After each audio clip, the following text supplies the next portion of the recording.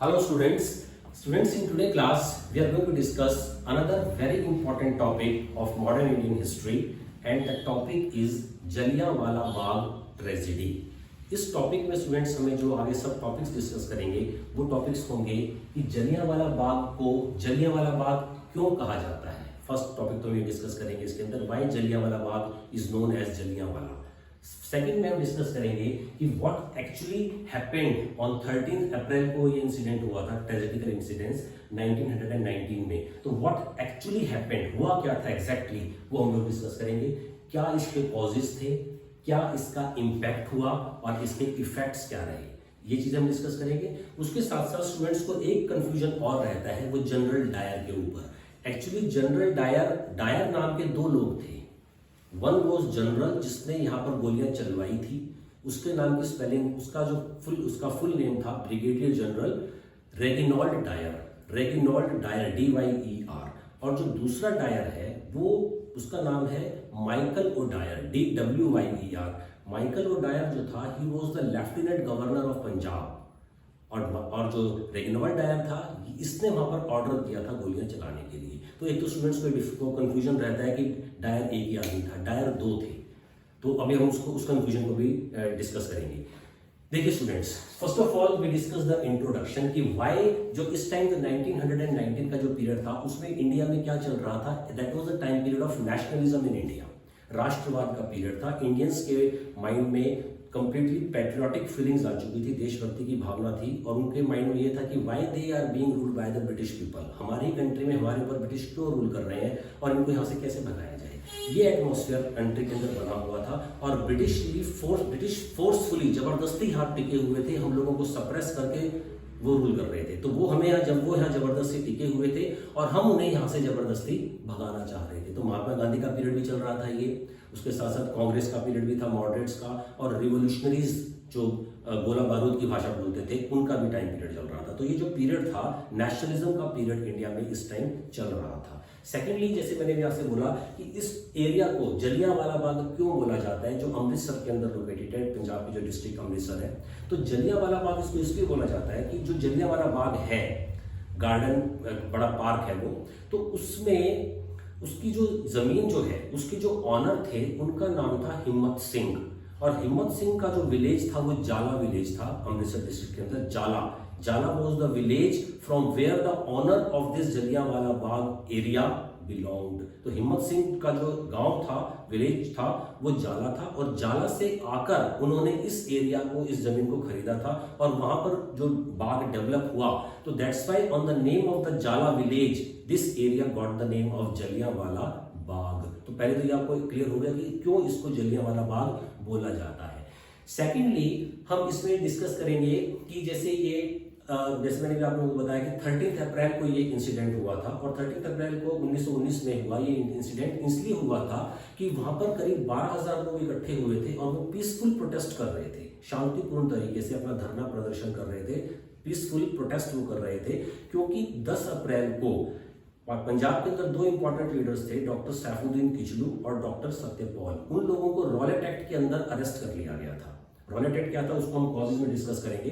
तो उनको अरेस्ट कर लिया गया बिना किसी उनके फॉल्ट के, उनको अरेस्ट कर लिया गया। तो उनको प्रोटेस्ट करने के लिए लोग वहां पर इकट्ठा हुए। बैसाखी का दिन था, आफ्टरनून में लोग वहां पर इकट्ठा हुए हैं जाकर, और करीब 5 बजे जनरल डायर वहां पर आया अपने फोर्सेस के साथ और उन्होंने वहां पर अंधाधुंध गोलियां चलवाना शुरू कर दिया। मार्शल लॉ लगा हुआ था वहां पर, लेकिन उस टाइम जैसे आज के टाइम मीडिया का टाइम होता है, तो व्हाट्सएप है, फेसबुक है, बहुत सारे आप लोगों के पास इस तरह की फैसिलिटीज हैं जहाँ से आप लोग अपने मैसेज को कन्वे कर देते हैं। लेकिन उस टाइम ऐसा कुछ नहीं था। तो आसपास के जो लोग थे, जलियांवाला बाग में जो अमृतसर के आसपास के गांव के जो लोग थे वो वहां पर आकर इकट्ठा हुए थे और प्रोटेस्ट कर रहे थे कि why the doctor Saifuddin Kitchlew और why doctor Satyapal was arrested by the British government without any fault of their. तो उनको क्यों, तो जनरल डायर वहां 5 बजे आता है और उसने आकर, और जो जलियांवाला बाग है वो चारों तरफ से तो उसके घर बने हुए हैं और एक नैरो पैसेज है, उसमें आने जाने का जो रास्ता है वो बहुत छोटा रास्ता है और उस रास्ते को उसने ब्लॉक करवा दिया। अंदर 12,000 आदमी हैं, जिसमें छोटे बच्चे भी हैं, 3 से 4 साल तक के बच्चे, 80 ईयर्स प्लस के बुजुर्ग भी हैं, मेंस भी हैं और वीमेंस भी हैं। 12,000 के करीब वो जमा है वहां पर। वो अपनी फोर्सेस के साथ वहां पर आया और बिना किसी वार्निंग के इनडिस्क्रिमिनेटली वहां पर फायरिंग शुरू करा दी। और जिसमें 1650 राउंड गोलियां चलाई। 1650 राउंड गोलियां चली, तब तक राइफल से गोलियां चलती रही जब तक कि गोला बारूद खत्म नहीं हो गया। और इसमें वहां पर एक कुआं भी बना हुआ है उस बाग के अंदर, और लोगों ने जान बचाने के लिए कुएं में भी लोग कूदे, लेकिन अल्टीमेटली वहां पर जो ऑफिशियल फिगर है वो बोलती है कि 379 की डेथ हुई। अनऑफिशियली 1200 तक कहा जाता है कि लोगों की डेथ हो गई थी। 1500 के करीब लोग इसमें बहुत जख्मी हुए और 194 तो ऐसे थे जिनको बहुत सीरियस इंजरीज हुई। तो ये आप समझ सकते हैं कि उस एरिया में क्या भगदड़ मची होगी, कैसे लोगों ने अपनी जान बचाने की कोशिश की होगी, और ब्रिटिश फोर्सेस वहां से ये अपना काम करते हैं, वहां से वो भाग जाते हैं वो लोग उस एरिया को। तो ये इंसिडेंट हुआ था, व्हाट हैपेंड, जो हम लोगों ने डिस्कस किया, that happened on the 13th of April in Jallianwala Bagh, Amritsar के अंदर ये इंसिडेंट हुआ।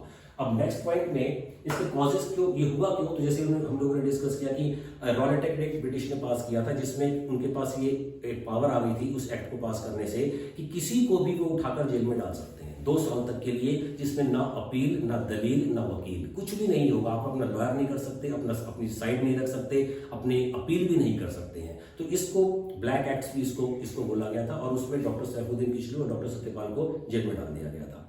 और क्योंकि मैंने से बताया कि नेशनलिज्म का टाइम था, तो ब्रिटिश को जिसके ऊपर भी शक होता था कि ये कुछ हमारे अगेंस्ट जा सकते हैं, उसको उठा के जेल में डाल दो, that was the Rowlatt act. तो उसको अपोज करने के लिए लोग वहां इकट्ठे हुए थे, और कैसे ब्रूटली वहां पर जाके जनरल डायर ने उनके ऊपर गोलियां चलवाई, ये हम लोगों ने डिस्कस किया अभी। अब इसका जो इम्पैक्ट हुआ, इम्पैक्ट ये था कि फिर लोग बाहर आए, जनरल डायर तो वहां से ये कांड करके भाग गया अपनी फोर्सेस को लेकर। अब पूरी कंट्री वाइड में इसका प्रोटेस्ट हुआ, लोग बाहर आए, सड़कों पर आए, उन्होंने स्ट्राइक्स की, हड़ताल की, पुलिस के साथ उनके क्लैश हुए, मुठभेड़ भी हुई, गवर्नमेंट बिल्डिंग्स को उन्होंने आग भी लगाई, उनके ऊपर अटैक्स भी हुआ। तो आप समझ सकते हैं कि जो पीसफुल प्रोटेस्ट कर रहे थे लोग, उनके ऊपर जब ब्रिटिश गवर्नमेंट इतना ब्रूटली अटैक कर सकती है, उनको मरवा सकती है, तो इस टाइम तो इंडियंस भी जो थे वो वायलेंट हो रहे थे। तो उनकी इस वायलेंस को दबाने के लिए ब्रिटिश ने उनको और रूथलेसली सप्रेस किया, पूरे गांवों के गांव जला दिए गए। उसके बाद मार्शल लॉ लगा, फ्लॉगिंग हुई, लोगों को कोड़े मारे गए। उसके बाद क्रॉलिंग मोशन, जब उनको ब्रिटिश का माइंड में ये बात है कि इंडियंस को कंप्लीटली टेरराइज कर दिया जाए कि वो दोबारा से कोई प्रोटेस्ट करने की हिम्मत ही ना जुटा पाए। तो उनको सरेआम कोड़े मारे जाते थे। ये बोला गया कि अगर कोई ब्रिटिश सोल्जर ऑफिसर आपके सामने आता है तो आपको क्रॉलिंग मोशन करना है। क्रॉलिंग मोशन मतलब उसको ब्रिटिश के सामने आते ही इंडियंस को लेटना पड़ता था, पेट के बल लेटना पड़ता था और रेंग कर चलना पड़ता था। आप समझ सकते हैं कि अगर कोई आदमी किसी आदमी को हम पेट के बल लेटा दे और उसको चलने के लिए बोले तो ब्रिटिश के सामने ऐसे चलना पड़ता था। ये क्रॉलिंग मोशन उन्होंने बोला। उनके सामने नाक रगड़नी पड़ती थी, फिजिकली नाक को ऐसे लेट कर नाक उनको रगड़नी पड़ती थी। उसके साथ उनको टेरराइज करने के लिए उन्होंने फ्रेम्स बनवाए लकड़ी के और लोहे के, और जो कॉमन प्लेसेस होते हैं जैसे मार्केट प्लेस हुआ या क्रॉसिंग हुई, चौराहा हुआ, वहां पर वो फ्रेम्स लगाते और उसके ऊपर फंदे लटका देते थे, फांसी के फंदे, गैलोस जिसको बोलते हैं। और उसमें लोगों को टेरर रहता था कि अगर हम कुछ प्रॉब्लम क्रिएट करेंगे इनके लिए तो हमें फांसी पे लटका देंगे। तो इस तरह से उन्होंने टेरराइज किया जो इंडियंस को, जो जलियांवाला बाग के बाद उन्होंने किया। तो इसके अब हम इसका इम्पैक्ट, ये इसका इम्पैक्ट हुआ। अब इसके इफेक्ट में हुआ कि नेशनलिज्म जो था हमारा वो कहीं ना कहीं और बढ़ा। तो लोगों का जो उन्होंने हमारा नेशनलिज्म सप्रेस करने की कोशिश की, हमारा नेशनलिज्म कहीं ना कहीं और ज्यादा बढ़ा। महात्मा गांधी को टाइटल दिया हुआ था केसरी हिंद का, महात्मा गांधी ने वो लौटा दिया। और उसके साथ गांधी ने नॉन कॉपरेशन मूवमेंट स्टार्ट की, ये इसका एक इफेक्ट आया। रविंद्रनाथ टैगोर ने नाइटहुड का उनको टाइटल मिला हुआ था, वो उन्होंने लौटा दिया। तो अब इसमें कहीं ना कहीं जितना उन्होंने हमें सप्रेस किया उतना ही हम लोगों ने एग्रेसिव फॉर्म में आकर भी वायलेंटली भी और नॉन वायलेंटली भी उनको अपोज किया, और अल्टीमेटली 1947 में हमारा फ्रीडम हम लोगों ने अचीव किया। अब इसमें एक क्वेश्चन ये रहता है, जैसे मैंने भी आप लोगों से डिस्कस किया था कि डायर नाम के 2 आदमी थे, एक आदमी था डायर, तो ऊधम सिंह जो थे हमारे रिवोल्यूशनरी थे, बहुत इंपॉर्टेंट रिवोल्यूशनरी, उन्होंने जाकर जिस डायर को उन्होंने गोली मारी थी वो जनरल डायर नहीं था जिसने गोलियां चलवाई थी।